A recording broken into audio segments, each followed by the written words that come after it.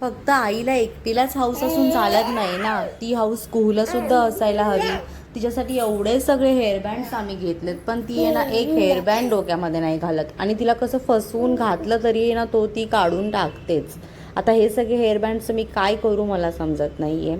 निघालो होतो झुडिओमध्ये, कुठेतरी वाचलं होतं की सेल आहे, तर म्हटलं चला जाऊन येऊया. स्कूलच्या बाबांनासुद्धा सुट्टी होती. मस्त हिच्या हाताला धरून मी चालत होते, तर हिला आहे ना माझ्यासोबत यायचंच नव्हतं. तिला तिच्या बाबासोबत चालायचं होतं. बघा ती कशी निवांत चालते, आणि जेव्हा मीच घेऊन सोबत चालते ना तेव्हा तिचे हात वगैरे सोडायचं चालू असतं. तर म्हटलं ठीक आहे जा बाई बाबाकडे, तसं पण दिवसभर मीच असते तुझ्याकडे. तर या दोघांना ना एकीकडे सोडून आहे ना मी सगळीकडे फिरायला लागले. आम्ही कुठेही जरी गेलो ना शॉपिंगला, मी या दोघांना एकीकडे सोडते आणि मी सगळीकडे फिरत असते. आणि आजकाल तर सगळ्यात आधी तर मी आहे ना किड्स सेक्शनला जाते. माझं मी आजकाल काहीच नाही बघत ना माझ्यासाठी ना यांच्यासाठी, आम्ही फक्त हिच्यासाठीच सगळं बघत असतो. तर तिच्यासाठीच शॉपिंग केली होती. तर कुहू आता आत्मनिर्भर झाली बरं का.